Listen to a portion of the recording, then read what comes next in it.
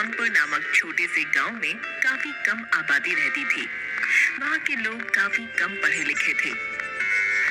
गांव में एक स्कूल तो था, परंतु लोगों में जागरूकता की कमी के कारण बहुत कम बच्चे ही उस स्कूल में पढ़ने आते थे। गांव में ज्यादातर किसान रहते थे। इसी गांव में सतिया नाम का एक किसान रहता था, जिसका बेटा दीपक गांव के स्कूल में 12वीं कक्षा में पढ़ता था। अरे बेटा, अब तुम्हारी 12वीं की परीक्षा होने वाली है। उसके बाद क्या सोचा है? 12वीं के बाद पढ़ाई की कोई सुविधा नहीं है। पिताजी, 12वीं के बाद मैं शहर पढ़ने के लिए जाना चाहता हूँ। मेरा एक दोस्त भी आगे पढ़ने के लिए शहर जाएगा। सतिया ने बेटे की पढ़ाई के लिए कुछ पैसे जोड़ रखे थे। दीपक आगे पढ़ने के लिए शहर चला गया। उस गांव में एक रेलवे स्टेशन भी था, जिस पर इक्का दुक्का ट्रेनें ही आती थीं और बहुत कम लोग ही शहर से बाहर जाते थे। एक दिन गांव के कुछ बच्चे स्टेशन के पास खेल रहे थे। तभी स्टेशन पर ट्रेन आकर रुकी और कुछ देर में रवाना हो गई। वो बच्चे ट्रेन जाने के बाद आपस में बात करने लगे। अरे भीमा कहाँ गायब हो गया? अभी तो वो हमारे साथ ही खेल रहा था, बस बॉल लेने ट्रेन की पटरी की तरफ गया। काफी देर खोजने के बाद भीमा नहीं मिलता। भीमा के माँ बाप बहुत परेशान होते हैं। अरे मेरा बच्चा कहाँ चला गया? वो तो आराम से सभी दोस्तों के साथ स्टेशन के पास खेल रहा था, तो आखिर वहाँ से कहाँ गायब हो गया? तभी उसके साथ खेल रहे बच्चों में से एक बताता है, हम लोग सब स्टेशन के पास ही खेल रहे थे। तभी अचानक ट्रेन आकर स्टेशन पर रुकी। इतने में भीमा गेंद लेने के लिए पटरी की तरफ भागा। फिर न जाने क्या हुआ, वो वापस ही नहीं आया। ट्रेन तो 5 मिनट बाद वहाँ से रवाना हो गई, पर भीमा कहीं नहीं मिला। सारा गांव उस बच्चे को ढूंढकर परेशान हो जाता है, पर वो कहीं नहीं मिलता। इसी तरह कुछ दिनों बाद एक और बच्चा स्टेशन के पास से ही गायब हो जाता है। गांव भर में इस बात की चर्चा होने लगी। अरे भैया, ये सब क्या हो रहा है? ऐसे बच्चों का गायब होना चिंता का विषय है। आखिर स्टेशन के पास खेलते हुए बच्चों में से ही कोई गायब क्यों होता है भाई? और जब वहाँ ट्रेन आती है, उसी के बाद दोनों बच्चे गायब हुए, यानी कि इन बच्चों के गायब होने में उस रहस्यमयी ट्रेन का ही हाथ है। उसी ट्रेन में ही उन बच्चों को अगवा करके ले जाया गया है। हाँ, ये तो बहुत चिंता की बात है। 2 बच्चों का गायब होना कोई इत्तेफाक नहीं हो सकता भैया। जरूर ट्रेन में ही कोई व्यक्ति बच्चों को लेकर गया है। परंतु हम अब क्या करें? हम सभी को अपने बच्चों को स्टेशन की तरफ जाने से मना करना पड़ेगा। भाइयों, कहीं कोई भूत प्रेत हमारे बच्चों को गायब तो नहीं कर रहा ना? अरे भाई, अब तुम और मत डराओ हमें। हाँ, वैसे ही गांव वाले सब के सब डरे पड़े हैं। गांव के हर घर में इस बात की चर्चा हो रही थी। सतिया के कान में भी ये बात पड़ी। तब उसे भी समझ नहीं आया कि ये सब क्या माजरा है। लोगों ने स्टेशन की तरफ जाना डर के मारे छोड़ दिया। दीपक शहर से छुट्टियों में कुछ दिन के लिए गांव में रहने आया। उसने भी गांव वालों से और अपने पिता से बच्चों के रहस्यमयी तरीके से गायब होने का किस्सा सुना। अरे भाई, मैं ये क्या सुन रहा हूँ? गांव से 2 बच्चे किस तरह स्टेशन के पास से गायब हो गए? हमें इस बात की तह तक जाना चाहिए, वरना तो डर के मारे कोई स्टेशन की तरफ जा ही नहीं पाएगा। हाँ भाई, हमें जरूर कुछ करना चाहिए, लेकिन कुछ लोग इसे भूत प्रेत का साया भी बता रहे हैं। क्या यार, तू भी पढ़ा लिखा होकर किन बातों में विश्वास कर रहा है? माजरा कुछ और है। 2 बच्चों में से एक बच्चा मेरे दोस्त का छोटा भाई था। उन लोगों का दुख मुझसे देखा नहीं गया। कुछ दिनों बाद ही स्टेशन से कुछ दूर खेत में कुछ बच्चे खेल रहे थे। उसमें से भी एक बच्चा उसी तरह गायब हो गया, और वो भी बिल्कुल ट्रेन के स्टेशन आने के समय के आसपास ही। अब तो गांव वालों को चिंता सताने लगी।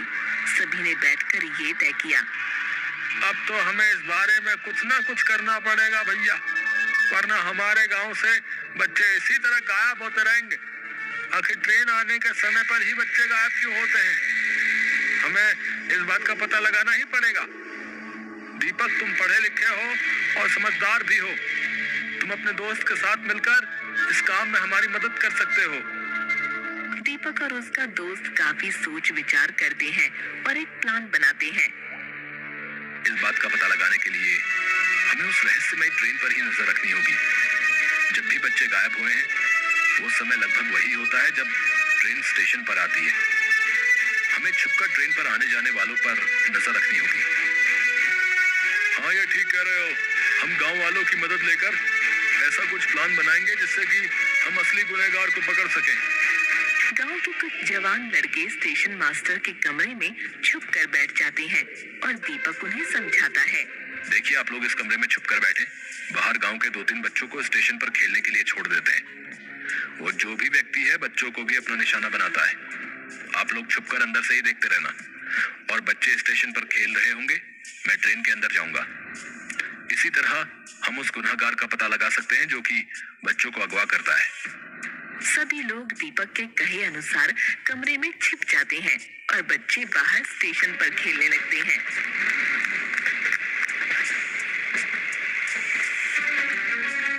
ट्रेन स्टेशन पर जैसे ही रुकती है उसमें से एक आदमी कंबल ओढ़े बच्चों की तरफ बढ़ता है।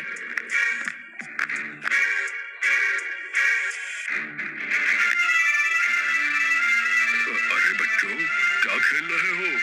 ये लो, मैं तुम सबके लिए चॉकलेट लाया हूँ। हेलो।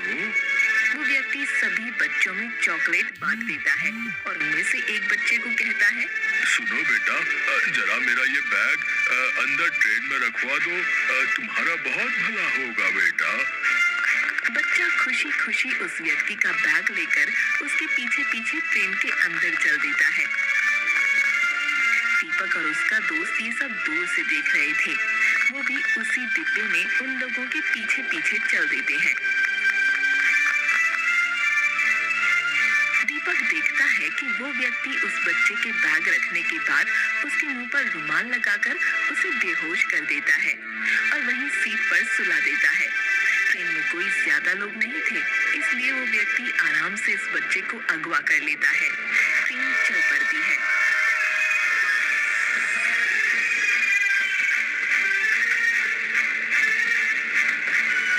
दीपक भी उसी डिब्बे में बैठा उन पर नजर रख रहा था। दीपक अपने दोस्त से कहता है, मुझे लगता है ये व्यक्ति इस बच्चे को अगवा करके ले जा रहा है, परंतु ये ऐसा क्यों कर रहा है? मुझे चुपचाप इस पर नजर रखनी होगी, तभी मैं इसे रंगे हाथों पकड़ पाऊंगा।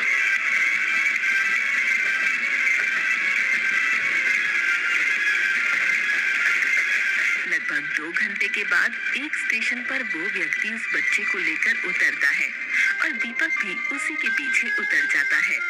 सामने से एक व्यक्ति आता है और उस किडनैपर से कहता है, अरे वाह भैया, एक और मुर्गा ले आए। ये तो बहुत अच्छा धंधा है। तुम उस गांव में जब भी जाते हो तुम्हारे हाथ एक ना एक बच्चा लगी जाता है और फिर हम उसे अच्छे खासे दामों में बेचकर मजा करते हैं। हाँ भाई, उस गांव में तो इतने बेवकूफ लोग रहते हैं कि कोई भी आज तक मुझे पकड़ नहीं पाया।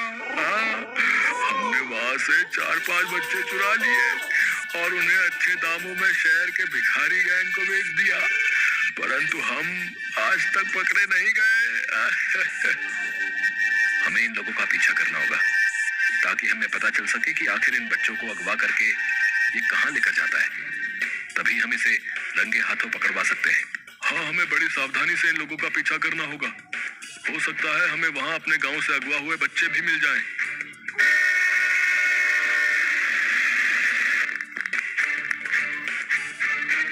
फिर दीपक और उसका दोस्त उन दोनों किडनैपर्स का पीछा करने लगते हैं।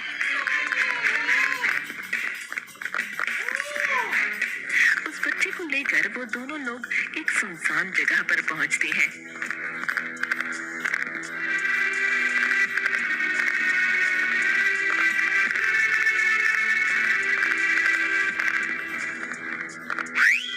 दीपक और उसका दोस्त बहुत सावधानी से उन लोगों का पीछा करते रहते हैं।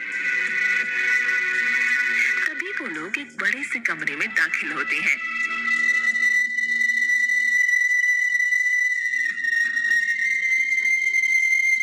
सामने बैठा एक व्यक्ति किडनैपर से पूछता है, आ गए तुम लोग एक नया शिकार लेकर? अब तो हमारे पास बहुत से बच्चे हो गए हैं जिनसे रोजाना भीख मंगवा कर हमारे पास बहुत माल इकट्ठा हो जाता है। का नजारा देखकर दीपक और उसके दोस्त के होश उड़ जाते हैं। वहाँ बहुत सारे बच्चे जमा थे जिनके हाथ पैर टूटे थे। दीपक और उसका दोस्त चुपचाप बाहर आ जाते हैं। ये लोग तो बहुत जालिम और खतरनाक लोग हैं। इन्होंने इतने मासूम बच्चों को किस तरह मार मार कर अधमरा किया हुआ है और अपने फायदे के लिए उनसे भीख मंगवाते हैं। परंतु ये बहुत खतरनाक लोग हैं। हमें इन्हें पकड़ने के लिए पुलिस की मदद लेनी होगी। हाँ दीपक, तुम ठीक कह रहे हो। इन मासूम बच्चों की जान बचाने के लिए हमें इन जालिमों को रंगे हाथों पकड़ना ही होगा और ये काम हम दोनों अकेले नहीं कर सकते। हम लोग कल पुलिस के साथ प्लान बनाकर इन्हें रंगे हाथों पकड़वाएंगे और इन मासूम बच्चों को इस नर्क से आजादी दिलवाएंगे। दीपक अगले ही दिन वहाँ के थाने में जाकर पुलिस इंस्पेक्टर को सारी बात बताता है कि किस तरह वो लोग बच्चों को अगवा कर इस धंधे में लगा देते हैं। हम आप लोगों की बहादुरी और जज्बे की दाद देते हैं। आप लोगों ने इतनी हिम्मत करके और अपनी जान जोखिम में डालकर इन लोगों का भांडा फोड़ दिया। अब आपको चिंता करने की ना कोई जरूरत नहीं है। कल हम लोग आपके साथ चलकर उन्हें रंगे हाथों पकड़ के उन्हें जेल में डाल देंगे। अगले ही दिन पुलिस इंस्पेक्टर और बहुत से पुलिस कर्मचारी दीपक और उसके दोस्त के साथ उसी जगह पर जाते हैं और चारों तरफ से उस जगह को घेर लेते हैं। सबके सब घेर लिए गए हो। अपने हथियार फेंक दो और अपने आप को पुलिस के हवाले कर दो। सभी अपराधी पुलिस द्वारा हिरासत में ले लिए गए। तुम लोग कौन हो हैं? और इन बच्चों को अगवा क्यों करते हो? जल्दी सब बताओ। पुलिस की मार खाने के बाद वो दोनों किडनैपर सारा सच उगल देते हैं। हम लोग गांव से बच्चों को चुराकर शहर में भिखारी गैंग को बेच देते थे। हमें इन बच्चों को बेचने पर अच्छी खासी रकम मिलती थी। वे लोग इन बच्चों के हाथ पैर तोड़कर इनसे भीख मंगवाते थे। ये लोग काफी समय से अपना धंधा चला रहे हैं दीपक। तुमने इन लोगों को पकड़वा कर बहुत अच्छा किया।